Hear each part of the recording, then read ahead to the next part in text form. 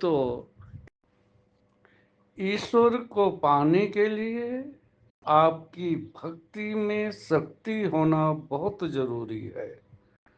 और भक्ति में शक्ति तभी आएगी जब आप अपने आप को प्रेम और करुणा से भर लेंगे। जब आप एक एक करके अपने आलस्य को, अपने क्रोध को, अपनी लालच को भूलते हुए, छोड़ते हुए और अपने आप को ज़रूरतमंदों की मदद के लिए हमेशा तत्पर रखेंगे, तो आप पाएंगे कि धीरे धीरे जैसे आपका मन शांत हो जाएगा, आप खुशियों से भरते चले जाएंगे।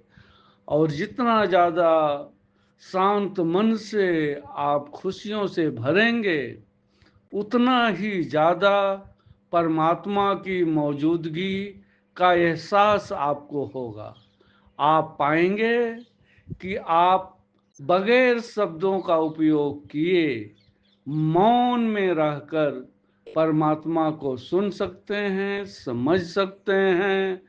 परमात्मा आपसे क्या कराना चाहता है, आपको किस लिए धरती पर भेजा है, ये सब चीजें अपने आप तब क्लियर होती जाती हैं। लेकिन उसके लिए ध्यान, साधना, भक्ति बहुत ही जरूरी है। और उसके साथ जरूरी है आपका आपके ऊपर विश्वास और धैर्य। धैर्य के बगैर आप परमात्मा तक नहीं पहुंच सकते। परमात्मा आपका गुलाम नहीं है कि आप आदेश दे दो तुरंत तो आ जाए। परमात्मा को पाने के लिए आपको अपने आप को प्रेम से ओतप्रोत करना पड़ेगा। और जैसे ही आप पूरी धरती के सभी जीवों के लिए, हर वस्तु, हर व्यक्ति के लिए प्रेम से भर जाएंगे, आप पाएंगे कि परमात्मा तो वहीं था। आपने ही कभी उसे देखने की या उससे बात करने की कोशिश नहीं की। आप तो बाहर की उलझनों में बिना मतलब ही उलझे रहे। नहीं तो परमात्मा तो हमेशा आपको प्रेम दे रहा था और दे रहा है और देता ही रहेगा। बस आपको लेने की कला आनी चाहिए।